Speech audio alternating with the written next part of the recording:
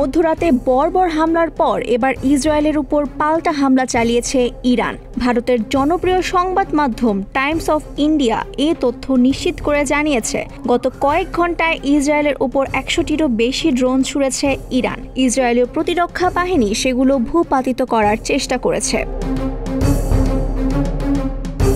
Social মিডিয়ায় প্রকাশিত একটি ভিডিওতে দেখা যায় ইরানি ড্রোনগুলোকে ইসরায়েলের দিকে যাত্রা করতে। ফুটেজে স্পষ্টতই ইরাকের উপর দিয়ে ড্রোন উড়তে দেখা যায়। ধারণা করা হচ্ছে ইসরায়েল অধিকৃত কোনো ভূমিতে সেটি আঘাত এনেছে।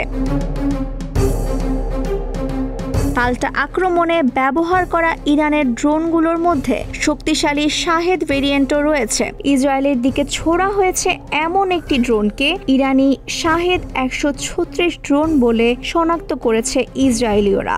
এটি পূর্ব ইরাকের ওপর দিয়ে নিচু হয়ে পশ্চিম দিকে উড়ে যাচ্ছিল। এর মধ্যে ইরানের প্রতিশোধমূলক হামলা শুরু হয়েছে বলেছে ইসরায়েলের প্রতিরক্ষা বাহিনী IDF।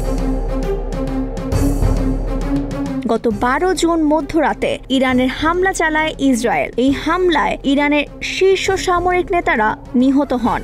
এদের মধ্যে রয়েছেন সালামি রেভলিউশনারি গার্ডের commander in chief general Hossain সালামি ও সশস্ত্র বাহিনীর চিফ অফ স্টাফ মোহাম্মদ বাগেরি। এছাড়া ইসরায়েলের হামলায় ইরানের 2 পরমাণু বিজ্ঞানী নিহত হয়েছেন।